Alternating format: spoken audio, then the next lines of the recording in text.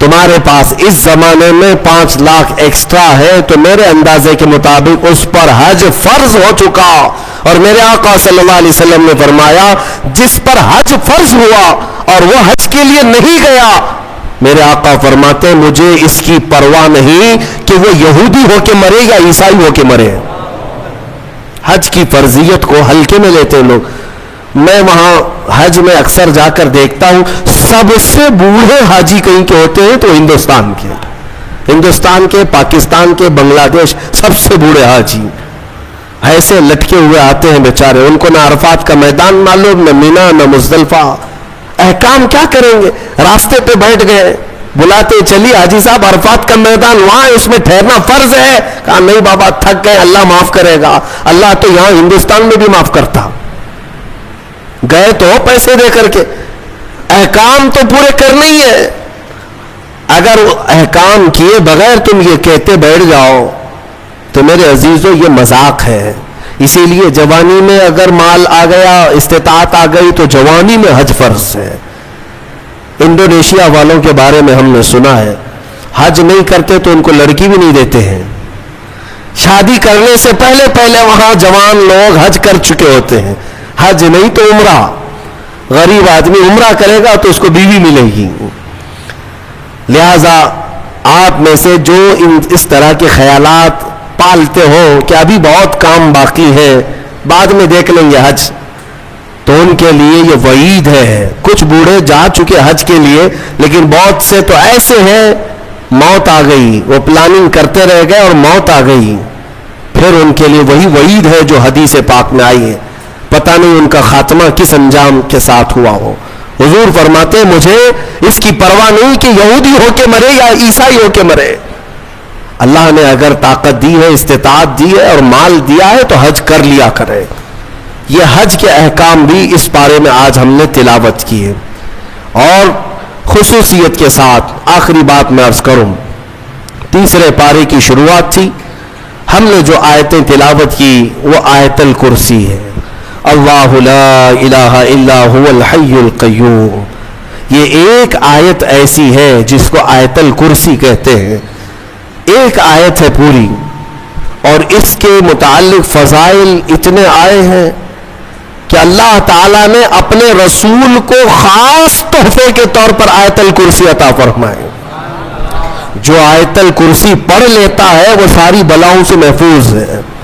रात को अगर पढ़ करके सोया तो उसका घर जलने से महफूज, जलने से, चोरी होने से महफूज। बल्कि आयतल कुर्सी पढ़ने वाले के मुतालिक ये भी है कि अगर हर फर्ज नमाज के बाद किसी की आदत है कि वह आयतल कुर्सी पढ़ लिया करता है हर फर्ज नमाज के बाद, तो फरमाया गया कि जब उसकी रूह निकलने का वक्त आएगा, उसकी रूह निकलने का वक्त आएगा तो ऐसा होगा कि उसकी रूह इधर निकाली जा रही होगी, एक कदम दुनिया में होगा, दूसरा कदम जन्नत में होगा। और उसकी रूह कब्ज करने के लिए भी यह हुक्म आया कि इतनी आसानी के साथ उसकी रूह निकाली जाएगी कि उसे अंदाजा भी नहीं होगा, पता भी ना चलेगा।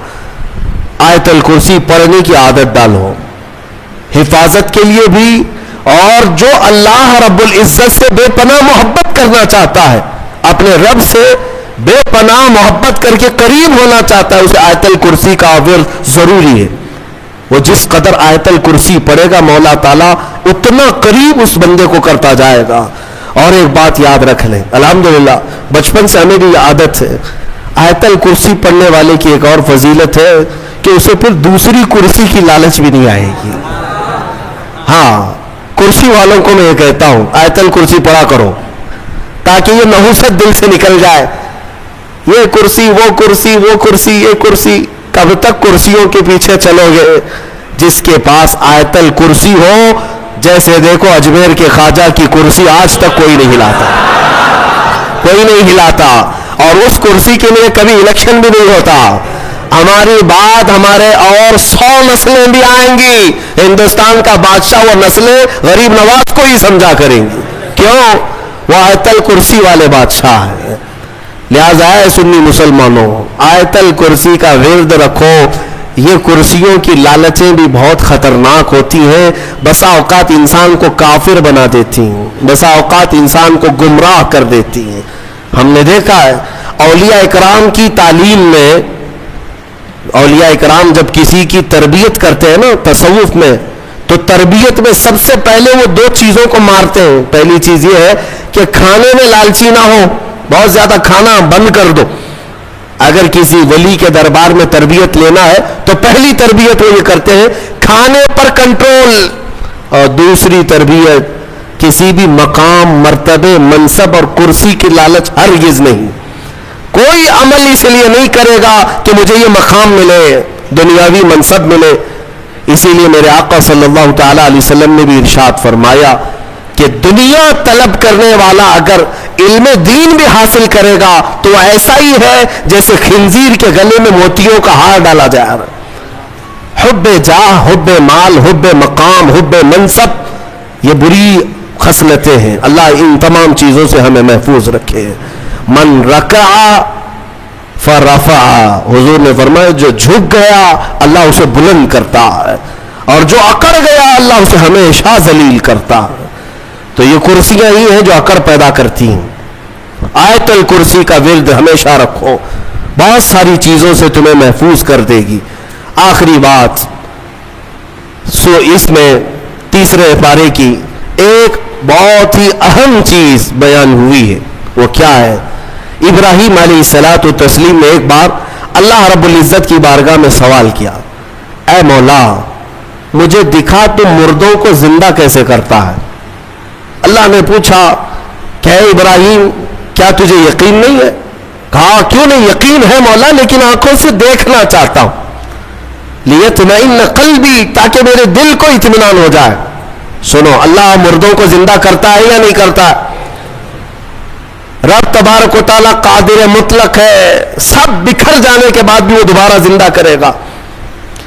हाँ, कई वाकयात हैं। हजरत उज़ैर अलैहिस्सलाम का वाकया भी आज हमने तिलावत किया। एक नबी थे अल्लाह के, 33 साल की उम्र थी, वो अपने खच्चर पर जा रहे थे, एक बस्ती को देखा उजड़ी हुई थी, उजड़ी हुई।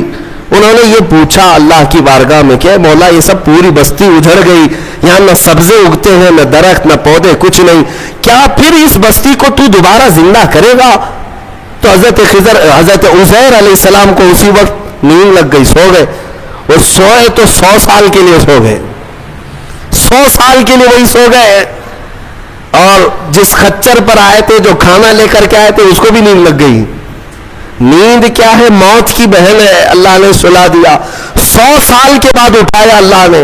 पूछा उज़ैर से, कितने दिन यहाँ ठहरे रहे? काम में तो सुबह आया था, दोपहर हो रही है। अल्लाह ने फरमाया जरा अपने खच्चर को देखो, तुम्हारे खाने को देखो, तुम 100 साल यहाँ ठहरे हो। हजरत उज़ैर जब उठे और गए तो उनकी उम्र तो 33 थी, उनकी उम्र तो 33 साल ही थी। मौला 100 साल सुलाया, उसके बाद भी जवान ही उठाया। जब अपनी आबादी में आए तो इनके जमाने के बच्चे भी बूढ़े हो चुके थे। खुद इनकी औलाद